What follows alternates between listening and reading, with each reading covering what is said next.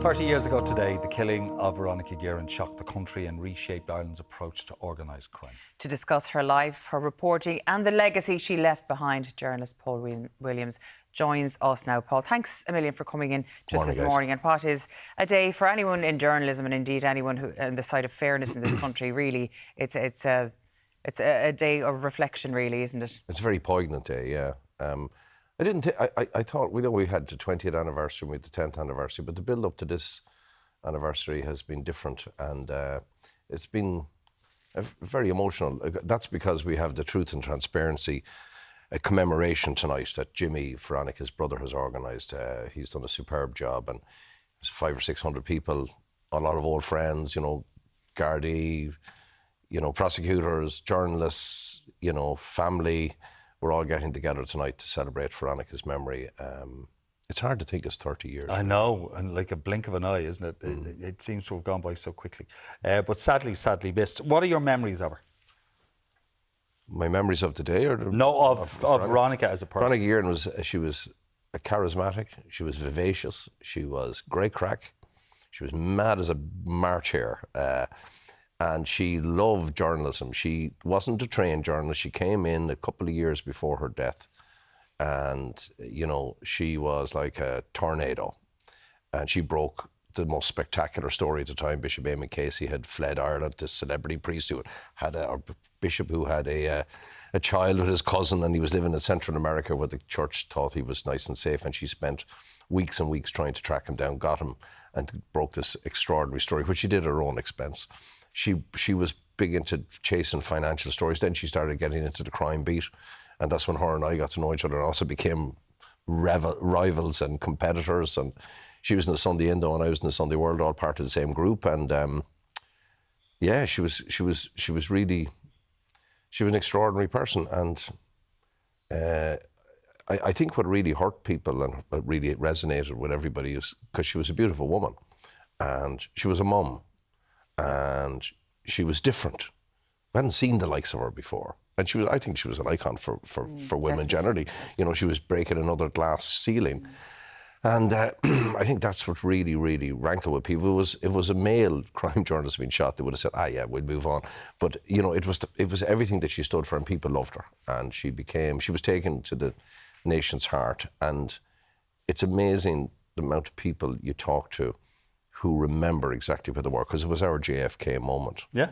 And I was talking to one of your younger researchers yesterday evening, and she was no way, I don't think she was even born when Veronica was murdered. So, she still intuitively knew about Veronica. And in fact, Veronica was one of the reasons she told me she got into journalism. So Veronica's memory does live on, and that's heartening. When you heard about the shooting?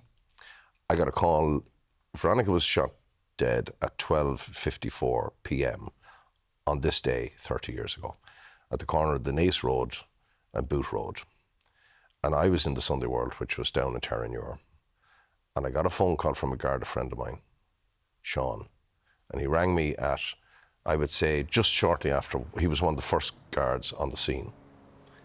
And he said to me, because he had met Veronica with me, we'd been on a television show sometime beforehand. He was minding me, and he said, I'm really sorry. He said, they've shot Veronica Guerin. I said, no, that's, what do you say? And then he said, no, I'm telling you, she's dead. I'm standing looking at her. And then everything went into a bit of a haze. I jumped into my car. Probably would have got about 500 penalty points of us today. I was up at the scene within, I'd say, at least 10 minutes, because I had this Corolla car that just looked like a bit like a squad car. I didn't care. I just drove on the White Line the whole way up through Ballymount, all the back roads. All this topography, of course, is gone. Yeah. Only we will remember. Even that junction is gone. Yeah, completely subsumed by modernity. And I was there, and I remember going over. I could see the red Calibra. There was cop cars. There was total silence. A couple of guards walked over to me. They were ashen-faced. They looked the shock. And one guy said, I'm really sorry, Paul. And nobody stopped me. I just instinctively went to the car. Yeah. And there she was in the car.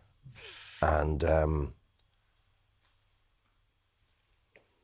when I tried to talk about that, even 30 years later, and talked about it quite a lot, it still sends a shiver down my spine. Yeah. You know the way, when you see somebody dead, it's horrible if they die of natural cause, but you see somebody who's just been murdered. And I remember she was wearing the same suit she was wearing the last time we were on television.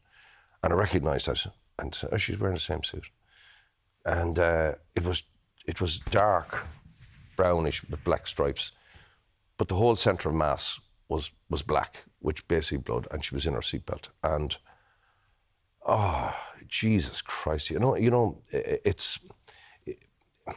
it's burned so deep in my memory that I never ever not see it. It's like it's always there. It was to know somebody. Like we had been, the last time I'd seen her was about 19 days earlier when Jerry McCabe, Detective Garda, was butchered by the IRA. So here we had Veronica, a victim of narco-terrorism, and we had Jerry McCabe and his partner, Ben O'Sullivan, the victims of terrorism. And this all happened 19 days apart. But I remember being that we were down in Henry Street Garda Station for this press conference after the murder of Jerry McCabe. And she was sitting in one corner and I was the other. It was a Friday evening and I just waved to her. That was the last time I saw her. And to think then that, and I wrote about it about a year ago or 2 years ago in a book I was doing, and I just, it was hard to say, when you try to remember, it was like the whole world had gone absolutely mad. That everything, all the sort of anchor points in your life that you thought were there, how the world works, everything was suddenly gone. It was upside down. I remember turning around to the guards and I got sick. I started to cry. My legs went to jelly. It was a whole cacophony. I was washed all these emotions at the same time. And I ended up sort of collapsing on the side of the road. And I remember saying to one of the cops there, I said, we all know who effing well did this, lads. Everybody knows who did this. Because John Traynor, who was John Gilligan's right-hand man, he had sat with me, I would say about 5-6 months earlier, but he also had been talking to me about Veronica in the month before her murder. And he said to me, and this was when Veronica was shot in January of 1995 in the leg, and she survived. Then she was beaten up by Gilligan when she went to ask him the question that everybody should have asked him, and that was, where did you get your money, John? He was a multimillionaire living on the dole and building this equestrian centre. And he beat her savagely, and she told me after that was more traumatising than being shot. But I met Traynor after that, and he looked me straight in the eye, I'll never forget that, and he said, Gilligan will kill her.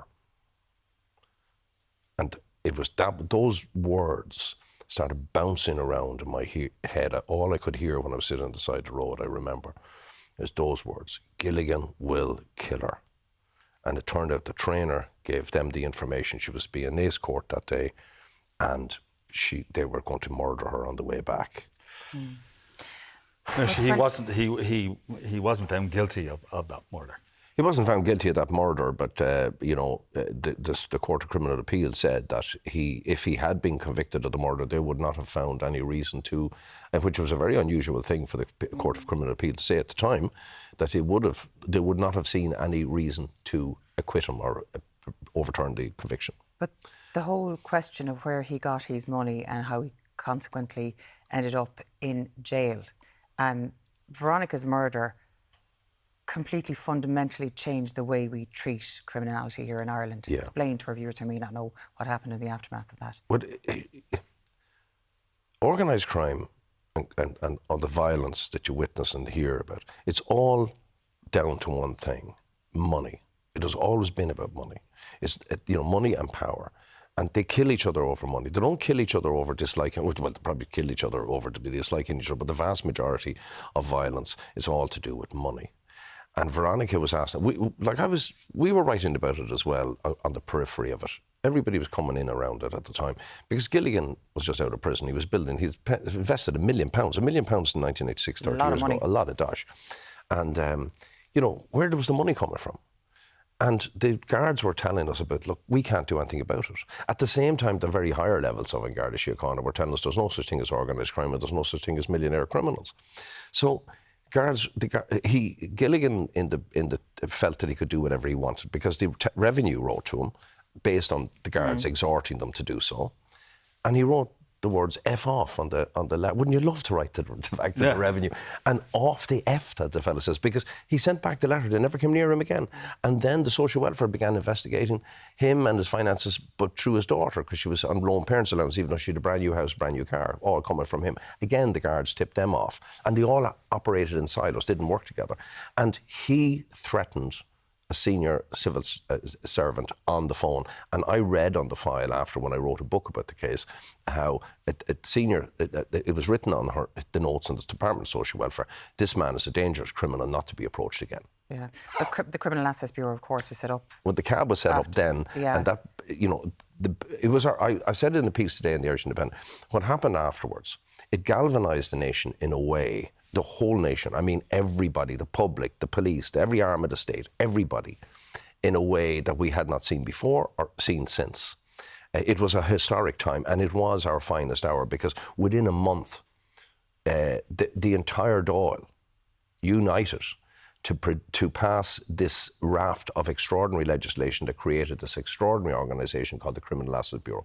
And Veronica's mum, Bernie, a wonderful, beautiful lady who was broken-hearted by her daughter's murder, always would say, right up until the time she passed away in 2014, you know, Paul, that is my girl's legacy. Every time I see them taking millions of pounds or euros away from those thugs, I think of my daughter. And what a legacy it is. And Paul. there'll be a special commemoration to remember her. Yeah.